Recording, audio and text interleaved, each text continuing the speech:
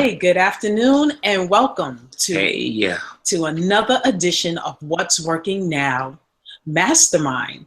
And this today is part 5 of our series of how to become a professional network marketer.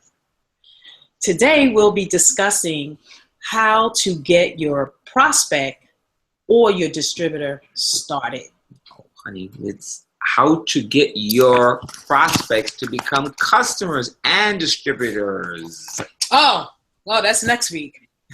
That's next week. Yeah. No. What I said was next week. You're right. Oh, when your okay. prospects become customers and distributors. So yeah, I'm ahead of myself. I'm a she's week too ahead. happy. Yeah. That's right. You're right. That's next week. So we're going to keep this to 30 minutes. So without further ado, I'm going to share my screen so we can get started. All right. What am I doing? Desktop. No.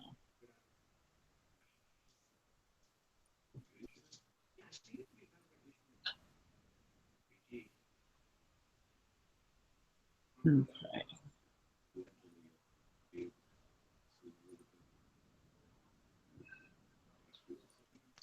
All right. You see anything, Rose?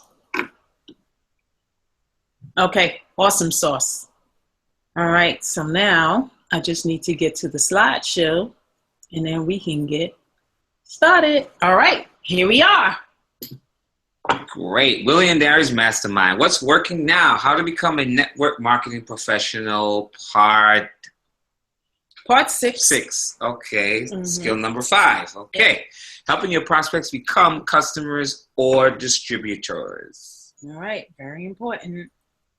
Okay. Guide your prospects to a decision.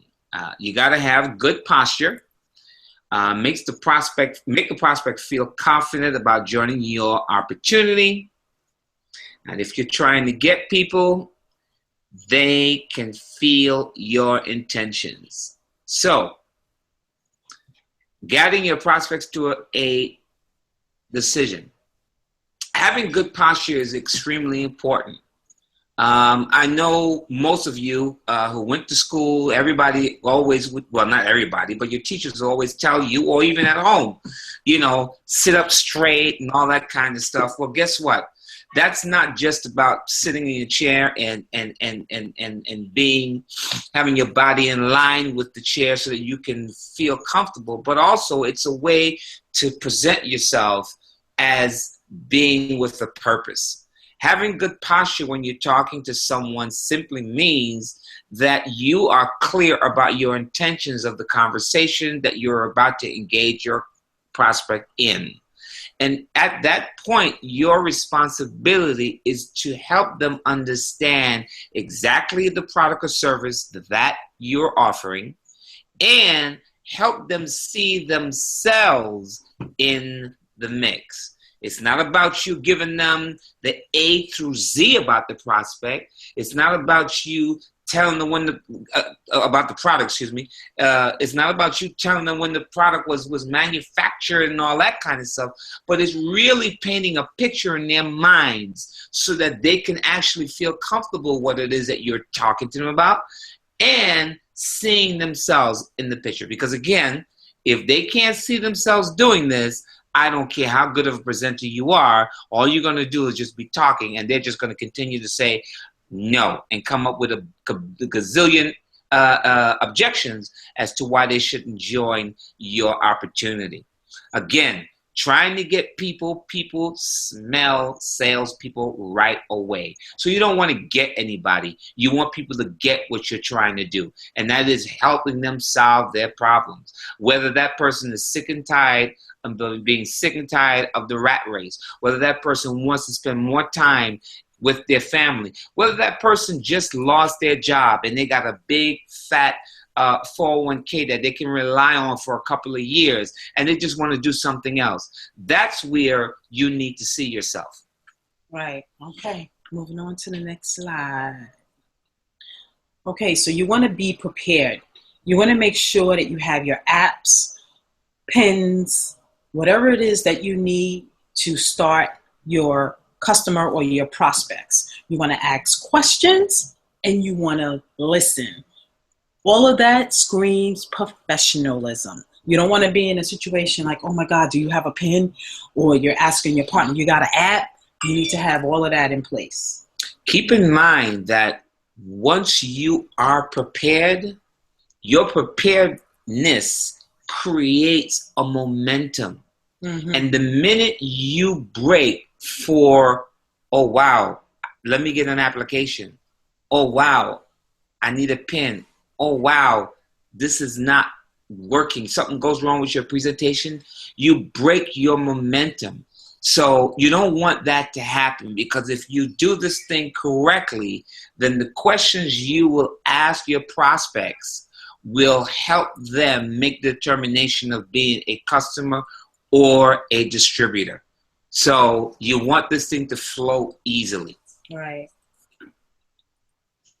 All right. And you want to be professional. There are there are emotionally detached from the income. That's professional people. They are honestly trying to help you by educating. That's what it's all about. Education, education, education. They are assumptive in their approach. They expect the person to join because they have the belief that the opportunity will benefit the prospect, and it's really, really strong. So it's just all about educating. It's not about getting. And being emotionally detached from the outcome simply means that you do the presentation to the best of your ability, not expecting anything. Yes, you do want to sell, but the most important thing is that you want to impart information so that that prospect or your prospect gets exactly what you're talking about. Because guess what? If you do this well, even if that person does not buy from you today, if you go back to them at a later point, they might be in a better position. Because you got to remember, this is not about you. Mm-hmm. You're doing what you do. Mm-hmm. It's about your prospect. Okay? So you have to work at their time. Right, not yours. Absolutely. All right. Many of them are shocked when a person decides not to get involved because the belief is so strong. Professionals promote themselves as much as they promote the product or the opportunity. And what I mean by that, they'll help the prospect make a decision by saying, you get me? Not making the presentation about them, but just making sure that you understand the information that's before you. They're always prepared, as we mentioned before. They have everything they need to get a person started right on the spot. Again, this talks about that continuity, because basically everything is a step, but it's a cycle. So you want to take each step so that where you start off, you want everything to end up right where you start off, with an application in your hand. You have that person really excited about the opportunity that you presented to them. They're ready to go. They see themselves taking this on for themselves. They don't see themselves coming in, so to speak, behind you, and everything that they need, they want to contact you to get it. You want that person to feel fulfilled and have a clear understanding. And of course, that takes some cultivation, but you don't want dependency. Right. So you ask questions after questions. Become a great listener. And you want to act like a consultant, helping someone with a problem. I was on a webinar the other day. I don't know if you heard of Keisha Bass. And she said, you want to be like the doctor. You go to the doctor, and the first thing the doctor asks you, like, well, what's going on for you? Why are you here? And then you go on to explain, well, I have a headache. This is hurting. That's hurting. That's what you want to do. You want to ask questions to find out what's going on with that prospect so you can come up with a solution for them that they will find that's a fit for them. So questions are the most powerful tools for a network marketer. So let me give you an example. Asking questions. So you have in your arsenal the greatest product in the world. That's how you feel about your product. Mm-hmm. But remember, the person sitting across from you doesn't know your product. They've been going on with their lives up until your presentation. Even if they've heard about your product, once again, they didn't buy in when they heard about it. So it's still relatively new and it's still just a name. So if you're not listening to what your customers are saying to you, there's no way they're going to be able to ask a good question. For example, when you go into a car dealership, whatever car you are ready to buy, a good salesperson is going to ask you, well, listen, what's important to you in a car? Will you be driving this to work every day? Is it going to be a family car? Is gas mileage important for you? So again, this is how they get the product to match your needs, not your desires. Mm-hmm. Yeah, asking questions, powerful. Okay, questions will lead into a positive direction. Questions that will lead into positive directions. All right, so here's some examples. Did it make sense to you? What did you like best about what you just saw? Pretty exciting, isn't it? Can you see how this could be an opportunity for you? On the scale of 1 to 10, with 1 meaning zero interest and 10 being you're ready to get started right now, where are you? So depending on that number, you guide them to the next exposure or you get ready to close. So now I'm not recommending that you ask these questions all at the same time, but you may pick a question after you show your presentation. And Eric Worre likes, and a few of our mentors like, what do you like best about what you just saw? So they use that one. You might say, did that make sense to you? Or pretty exciting, isn't it? And then after you get that feedback on the scale to 1 to 10, you ask them that one. All right? I think the last one to me has become one of my favorites because Eric Worre said, you've given this large scale from 1 to 10, right? And he says, even if they choose 1, it's a place for you to go, but in terms of asking a question. Wow, you chose 1. So, wow, I mean, you have some level of interest. What is it that I can share with you that can help you make a decision about what you just saw? Mm-hmm. That could be a question you can ask. Right. Wow, you chose 1. So tell me, what about this that made you uncomfortable? Again, don't be afraid to ask that question to get that person to spill their guts about what it is that is uncomfortable, because a lot of times people are afraid of doing things for the first time, and if you can get at what it is that's stopping them from feeling comfortable, uncomfortable, that can help you overcome that objection. So don't shy away from that question, okay? Do not shy away from that question. So another thing is, like, if they choose 5, then you can gauge and say, wow, so that means this person's got 1 foot in, 1 foot out. Let me find out what would take them to bring the other foot in. Right. So what would it take to raise very, that number very to powerful. 10 or close to very, 10? very powerful. Yeah, it just reminds me of a conversation I had with a prospect on Facebook the other day. So, I'm talking to him and we're, exchanging information, and I'm trying to figure out where he is, what's going on for him. And I asked him, I shared with him my product, and come to find out he was familiar with it, he had experience with it, and he decided that he would no longer use it. So he's not a member. And I remember when I used to go, oh, okay, and move on. But the professionals don't do that. They ask questions. Well, since you're familiar with the product and you're no longer using it, what happened when you were using that product? You begin to engage and find out what's going on. And then that will lead to lead them to telling you more about where they are.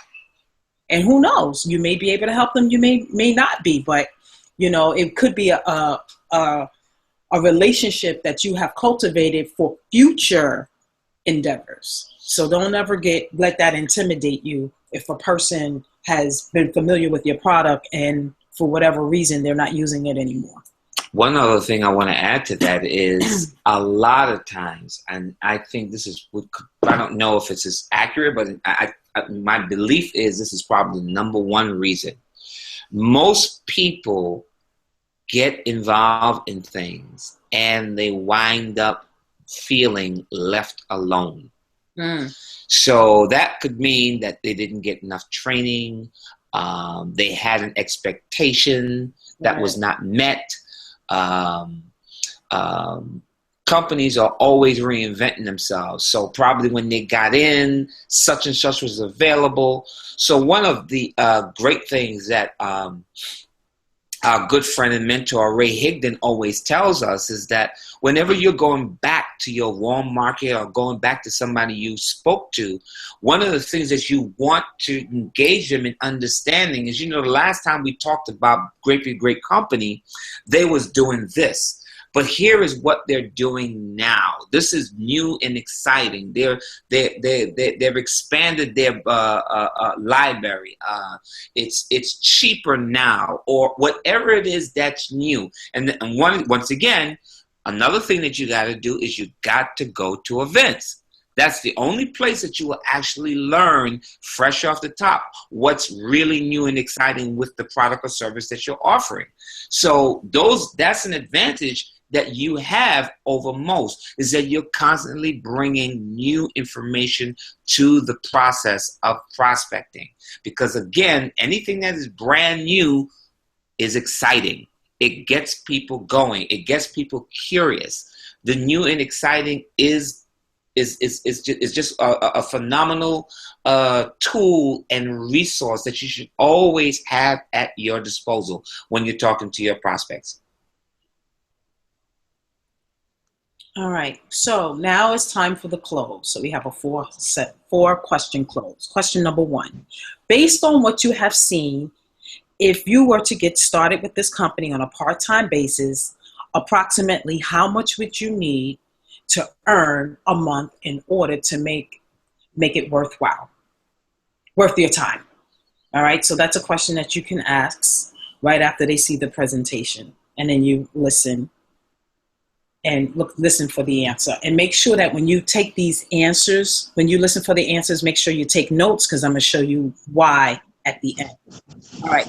So question number 2, approximately how many hours could you commit each week to develop that kind of income?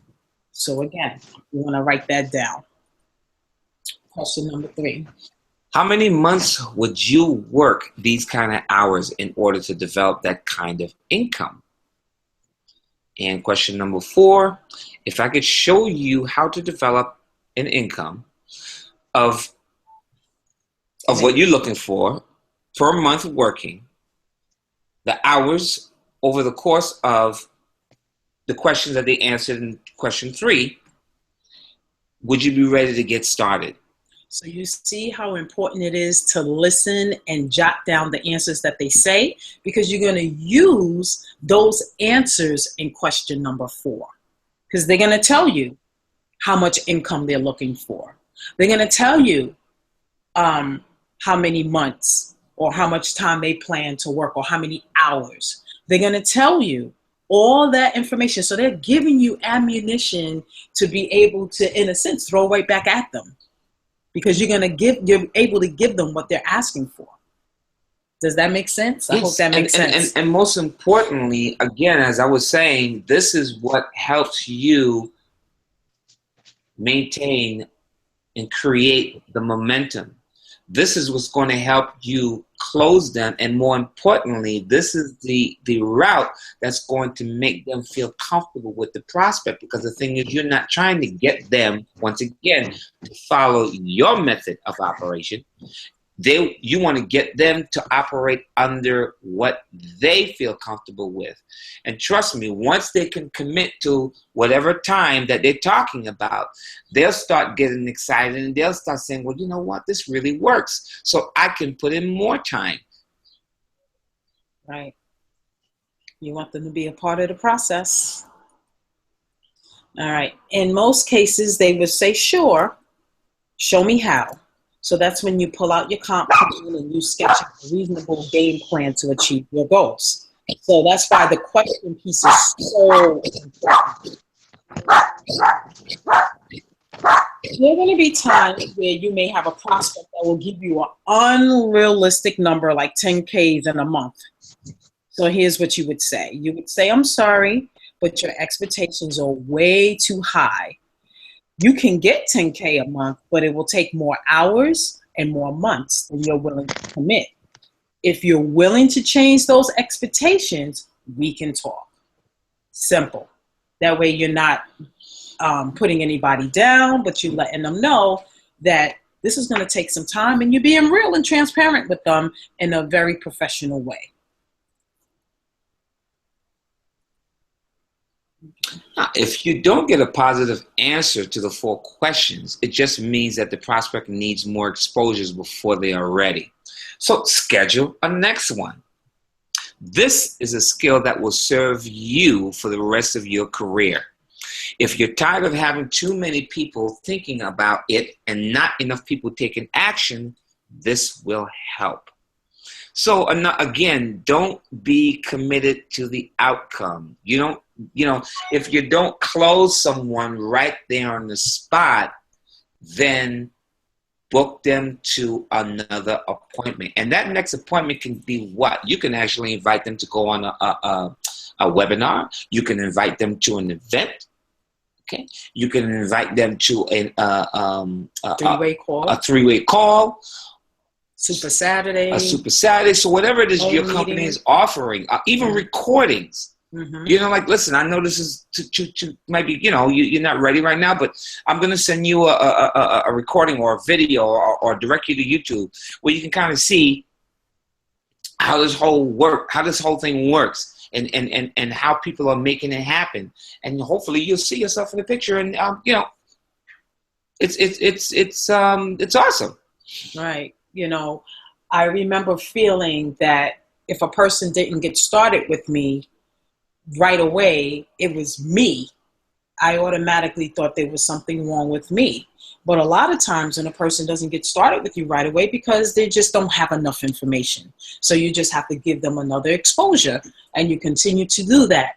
And you inform them in many different ways. And we discussed this in our prior sessions, that you don't want the follow-ups to be so far and few in between. You want to do it within a few days, within a week's time, so that you know where this customer is. You want them to give you a yes or no, not a I'll think about it, maybe. You need to know, so then that you'll know where to move from there. So this concludes our Mastermind. You can reach out to us at Wil.Daria's Unstoppable Entrepreneur Group. You can go there, join the group, leave questions if you like, and you can go to the website. Our Facebook page. Our Facebook page, which is right there. Facebook.com, Group Entrepreneurs are #1. And then we also have a blog, which has a host of content on how you can make money online. And that's Wil.Daria.com. And you can meet us over there. Okay, so I want to come back to you guys. No, I don't want to do that. Let's see. How do I come back to you guys? Nope. Okay, here we go. All right. Yes, we're back. Yay! Hey. Yeah. So, so we're back. I hope you got value. You have anybody have any questions? I don't see anything in the chat. I hope that we were clear and that, what we shared with you made sense. Next week, we will be discussing skill number 6. And skill number 6 will be helping a new distributor get started right. That's what we'll be discussing next week. So until then, stay tuned and have a blessed evening.